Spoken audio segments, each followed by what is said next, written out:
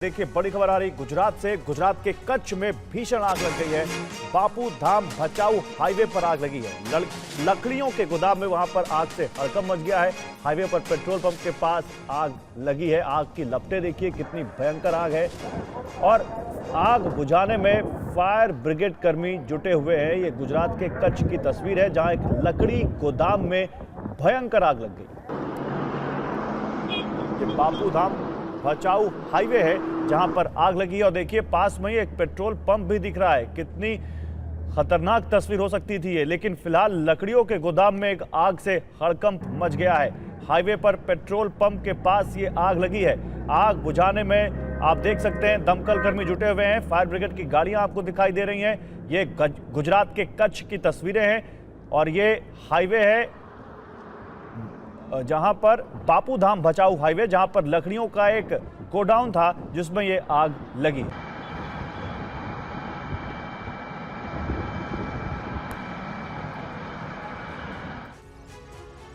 Greater Noida के Ecotech 3rd थाना क्षेत्र में कूलर बनाने वाली जो फैक्ट्री है उसमें भीषण आग लगी है और देखते ही देखते इस आग ने विकराल रूप धारण कर लिया। धुएं के गुबार से अंदाजा लगाया जा सकता है कि आग कितनी भीषण थी। हर तरफ काले धुएं का गुबार नजर आ रहा है। काफी दूर से ही धुएं की ये तस्वीरें साफ दिखी। आग लगने के बाद मौके पर अफरा तफरी मच गई। तुरंत ही आग लगने की जानकारी मिलते ही फायर ब्रिगेड की टीमें पहुंची। कड़ी मशक्कत के बाद आग पर काबू पाया गया।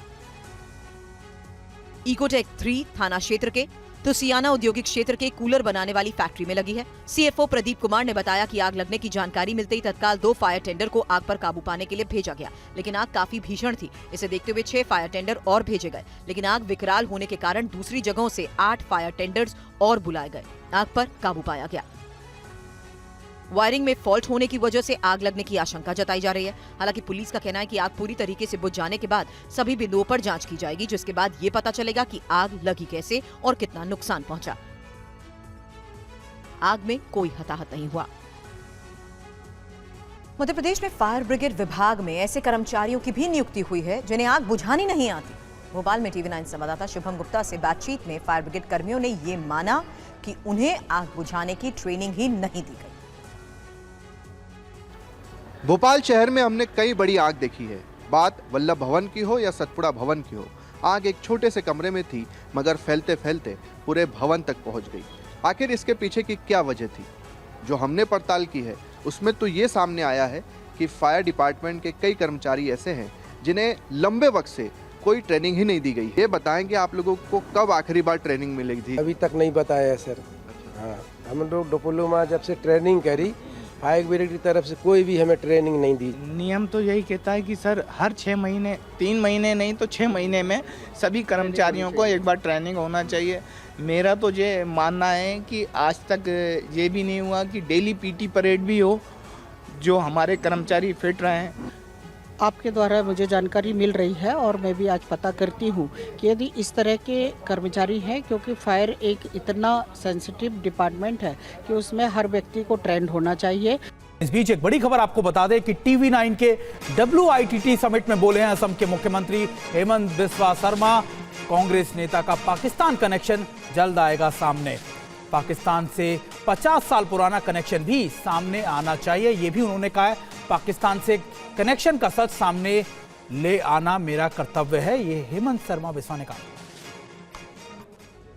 सितंबर में आपने प्रॉमिस किया है कि आप एविडेंस के साथ एक बड़ा खुलासा करने वाले हैं। ये कोई मीडिया सेंसेशन में नहीं करना चाहता हूं, but again I am saying कि SIT has acquired very very important evidence.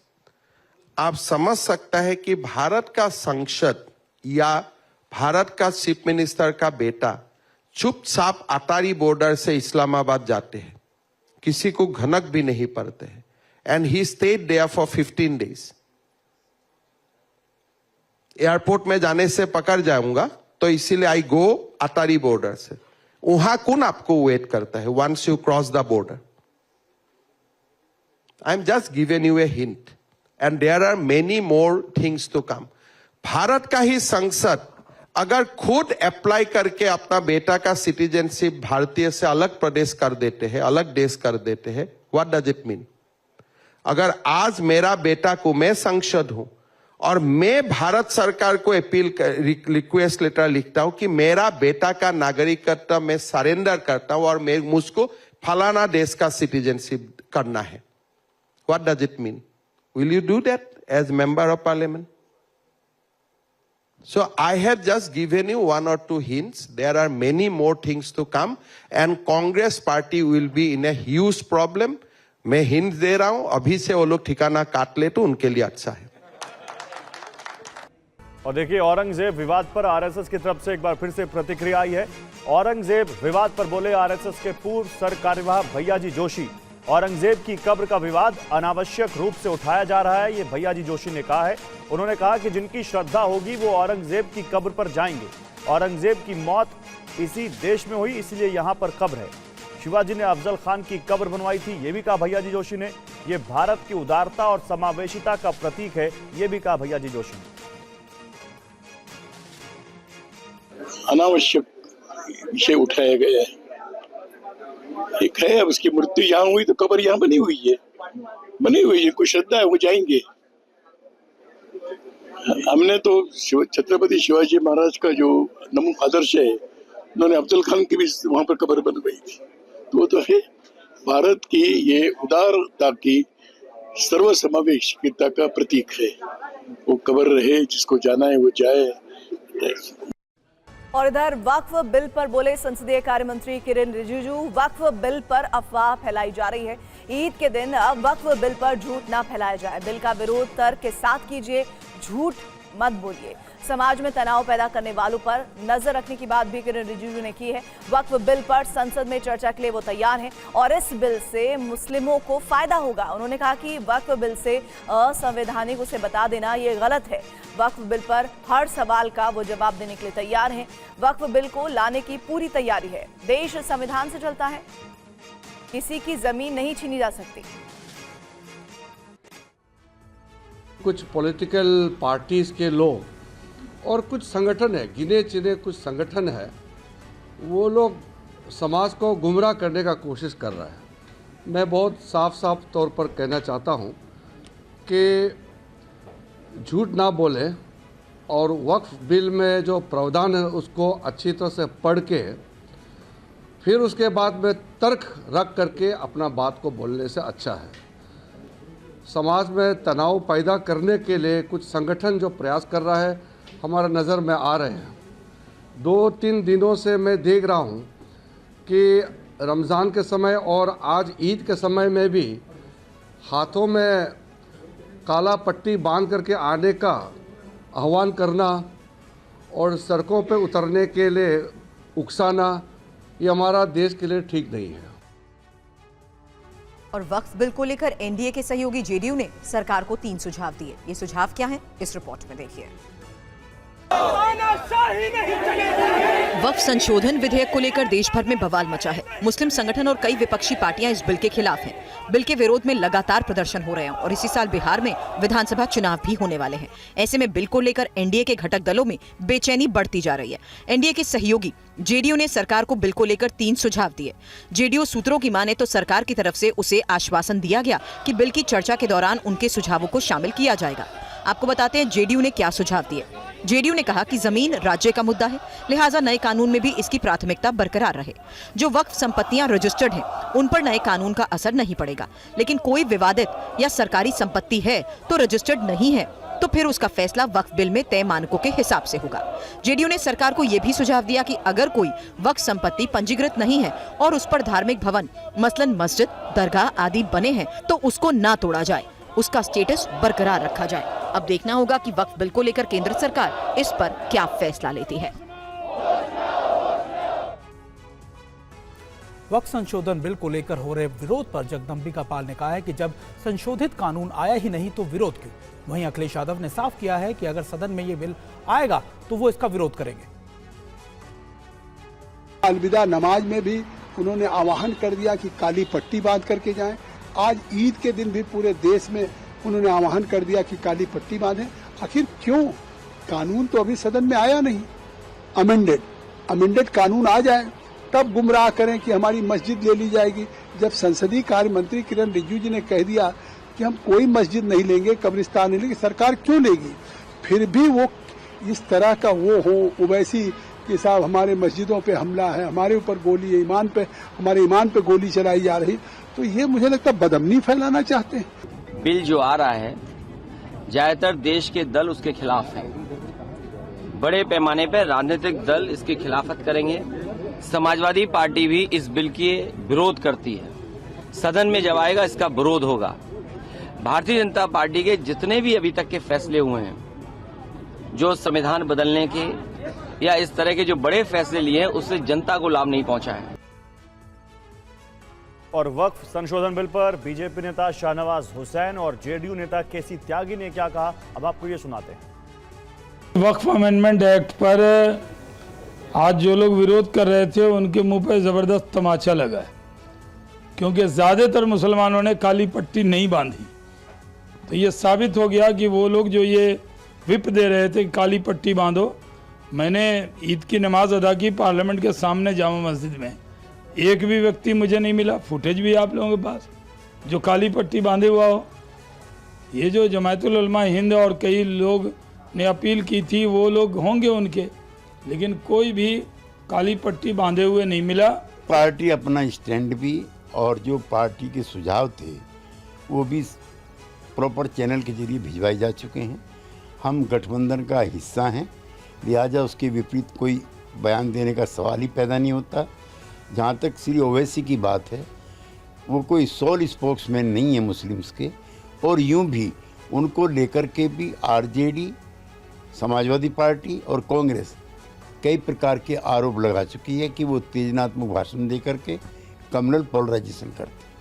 और ममता के दम वाले बयान पर सियासत तेज हो गई है। बड़ी जानकारी है कि बीजेपी ने कहा है कि ममता बनर्जी 100% सांप्रदायिक हैं। पश्चिम बंगाल में पाकिस्तान से ज्यादा मस्जिद है। बीजेपी ने कहा कि कोई सीएम मंच से भड़काऊ भाषण दे कैसे सकता है। टीएमसी का इस पर पलटवार, बीजेपी गलत हिंदुत्व का बढ़ावा देती हुई नजर आई है हर मुद्दे पर। और बंगाल में मस्जिद ज्यादा क्योंकि 40% आबादी मुस्लिम्स की है, ये टीएमसी की तरफ से कहा गया।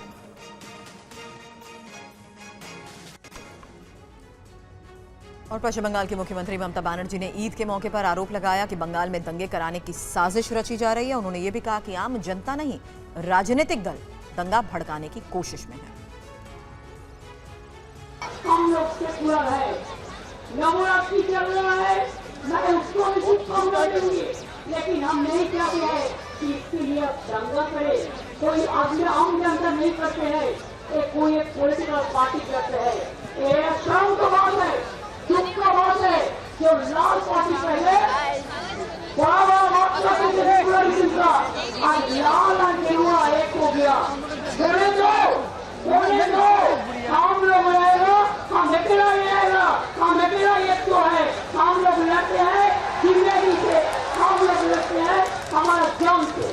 आपका झूठा स्लोगन सबका साथ, सबका विकास, आज कोई देख के माइनॉरिटी को देखिए आप पिछाते हैं। कोई जगह में कोई माइनॉरिटी होता है, कोई मेजोरिटी होता है। मेजोरिटी का एक धर्म होता है माइनॉरिटी के प्रोटेक्शन करना, और माइनॉरिटी का धर्म होता है मेजोरिटी को साथ रहना, एक साथ नहीं रहना। और इस समय एक बड़ी खबर आ रही है हरियाणा से। हरियाणा के नूह में ईद की नमाज अदा करने के बाद बवाल हुआ। नूह में नमाज के बाद दो पक्ष आपस में भिड़ गए। दोनों पक्षों के बीच चले ईंट और पथराव में कई लोग भी घायल हो गए। और बवाल के बाद मौके पर कई थानों की पुलिस को भी भेजना पड़ा। ये देखिए तस्वीर हम आपको दिखा रहे हैं कि कैसे जो नमाज अदा करने के बाद लगातार दो पक्षों के बीच में बवाल हुआ, ईंट और पत्थर चले और उसके बाद कई थानों की पुलिस को वहां भेजना पड़ा।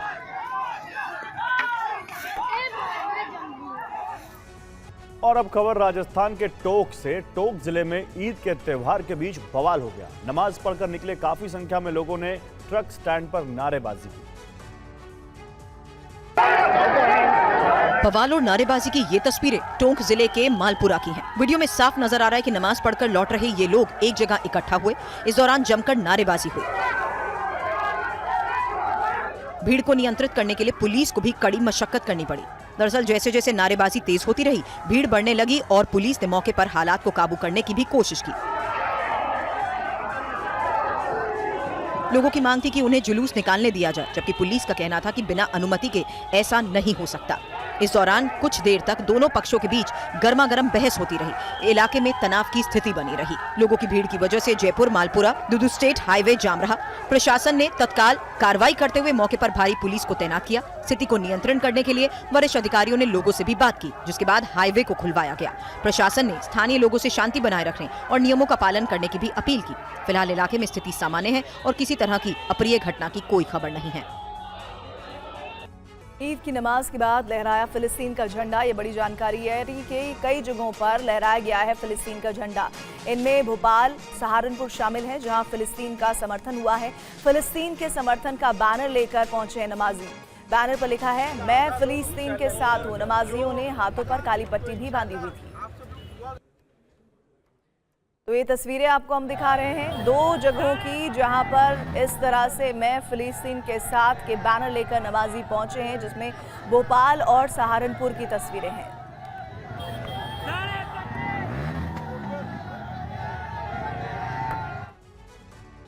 जम्मू कश्मीर की पूर्व मुख्यमंत्री और पीडीपी नेता इल्तिजा मुफ्ती ने ईद की नमाज के बाद फिलिस्तीन के मुद्दे पर क्या कहा, सुनिए। रमजान का पाक महीना हमें मिला फिर से इबादत के लिए, अपने गुनाहों की माफ़ी के लिए, और आज खुशी का दिन है। मेरी तरफ से सारी लोगों को ईद की बहुत बहुत मुबारक है। और इसके साथ दिल में एक तकलीफ है जो फ़लस्तीन में इस वक्त हो रहा है, जिस तरह वहाँ लोग मजलूमियत का शिकार हो गए हैं, उसके लिए हम सब दुआ करते हैं। और दूसरी तरफ से हमारे मुल्क के अंदर जिस तरह मुसलमानों के साथ इस वक्त ज़्यादतियाँ हो रही है, उसके लिए भी हमारा दिल जो है बहुत दुखी होता है, तकलीफ होती है। तो इसलिए अल्लाह ताला से ये दुआ करते हैं कि सारे इंसानियत को जुल्म से आज़ाद करे, खासकर जो मुस्लिम उम्मा इस वक्त मुसीबत में है, उनको भी इस मुसीबत से आज़ाद करे। मुझे लगता है आज खुशी का मौका तो है, लेकिन जो फ़लस्तीन में चल रहा है, हमने खुद देखा वहाँ कितने बच्चों को स्लॉटर किया जा रहा है, पूरी एक पॉपुलेशन को एक एथनिक क्लेंजिंग हो रही है, वहाँ जेनोसाइड हो रहा है। तो my prayers for the people of Palestine as well. और अब बिहार से खबर है। जेडीयू एमएलसी गुलाम गौस ने आज लालू प्रसाद यादव से मुलाकात की है। नीतीश के करीबी गुलाम गौस के लालू से मुलाकात पर अटकलों का दौर जारी है। क्या है पूरी खबर, देखिए सब। बिहार में इसी साल विधानसभा चुनाव है। चुनाव से पहले वक्फ संशोधन बिल को लेकर राज्य के अंदर बवाल मचा हुआ है। मुस्लिम संगठनों के समर्थन में उतरकर लालू ने बड़ा सियासी दांव खेल दिया है। ऐसे में आज ईद के दिन जेडीयू के एमएलसी और नीतीश के करीबी गुलाम गौस ने राबड़ी आवास जाकर लालू यादव से मुलाकात की। इस मुलाकात के बाद सियासी हलचल तेज है। सियासी गलियारों में इसके कई मायने निकाले जा रहे हैं, लेकिन गुलाम गौस ने इन अटकलों पर विराम लगाते हुए कहा कि आज के दिन सियासत की बात नहीं होनी चाहिए। आज ईद है और इसी वजह से वो लालू यादव से मिलने उनके घर गए थे। ईद जो है आपसी सद्भाव और भाईचारे का संदेश देता है। चाहे होली हो, दशहरा हो, हम लोग मिलजुल के त्यौहार मनाते हैं। सबके हम हैं, मतलब हम लोग जेपी आंदोलन से निकले हुए हैं, एक ही परिवार से सब पैदा हुए हैं। आपको बता दें कि वक्फ संशोधन विधेयक को लेकर नीतीश कुमार पहले ही मुस्लिम नेताओं और संगठनों के निशाने पर हैं। मुस्लिम नेता मुख्यमंत्री से मिलकर अपनी आपत्ति जता चुके हैं। ऐसे हालात में जेडीयू एमएलसी गुलाम गौस का लालू यादव से मिलना कई संकेत है। और कांग्रेस नेता सोनिया गांधी ने राष्ट्रीय शिक्षा नीति की आलोचना की है। इस पर सियासी घमासान छिड़ गया है। जो शिक्षा पद्धति उस समय आई थी, वो भारतीयों को गुलाम बनाने के लिए आई थी। उस शिक्षा पद्धति में बदलाव करके अगर उसका भारतीयकरण हो रहा है, तो इससे किसी को दुख होने का कारण नहीं है। कोई भी जो राष्ट्रभक्त व्यक्ति है, वो यही कहेगा कि इसका भारतीयकरण होना चाहिए। मुझे ऐसा लगता है कि सोनिया जी ने इसकी पूरी जानकारी लेनी चाहिए और भारतीयकरण को पूर्ण रूप से सपोर्ट करना चाहिए। जिस तरीके से बाजारीकरण हो रहा है, निजीकरण हो रहा है, तो पहला तो सेंट्रलाइजेशन हो रहा है, दूसरा तो ये कमर्शियलाइजेशन हो रहा है, बाजारीकरण हो रहा है, निजीकरण हो रहा है, और तीसरा सांप्रदायिकरण हो रहा है, कम्युनलाइजेशन हो रहा है। किताबें लिखी जा रही हैं, इतिहास को फिर से एक नया रूप देने का प्रयास किया जा रहा है। तो ये 3 C, कम्युनलाइजेशन, कमर्शियलाइजेशन और सेंट्रलाइजेशन का जिक्र किया है हमारे सीपीपी के अध्यक्षा ने। महाराष्ट्र में बीड की एक मस्जिद में ब्लास्ट की जांच तेज हो गई है। पुलिस ने इस मामले में 2 आरोपियों को गिरफ्तार कर पूछताछ की है। पुलिस ये भी जांच कर रही है कि इस साजिश में कोई बाहरी ताकत तो शामिल नहीं है। आइए देखते हैं टीवी 9 संवाददाता जयप्रकाश सिंह की रिपोर्ट।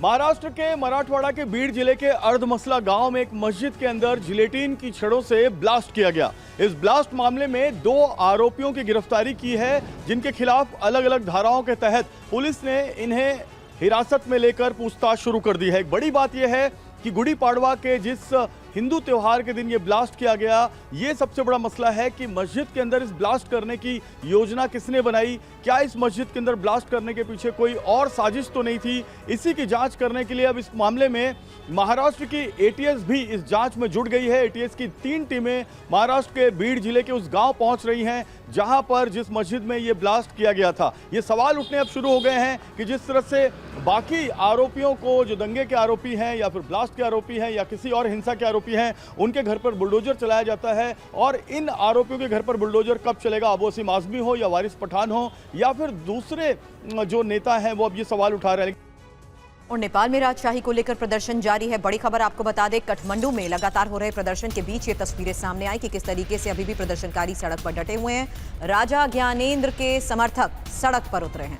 नेपाल में हिंसा वाली जगह पर पहुंचा टीवी9 और नेपाल से टीवी9 की ये ग्राउंड रिपोर्ट। अहिले नयाँ बानेश्वरतिर अघि बढिरहेको छ भैँकेघर मण्डलाबाट प्रहरीले यहाँबाट रोक्न कोसिस गरिरहेको छ। काठमांडू में सिर्फ राजावादी का ही आंदोलन नहीं है।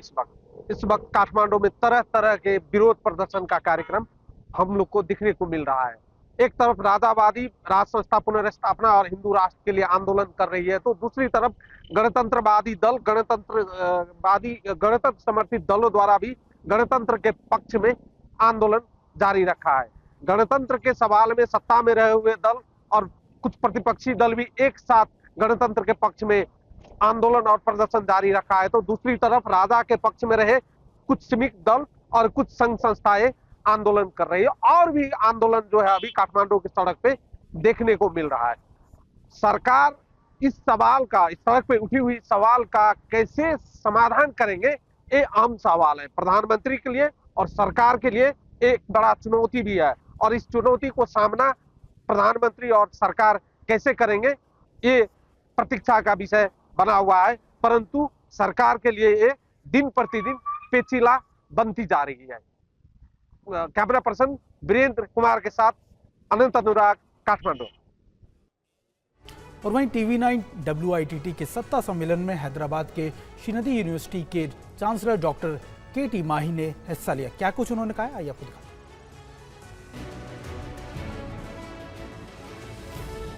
WITT के मंच पर पहुंचे केंद्रीय मंत्री और लोक जनशक्ति पार्टी के अध्यक्ष चिराग पासवान को सम्मानित किया गया।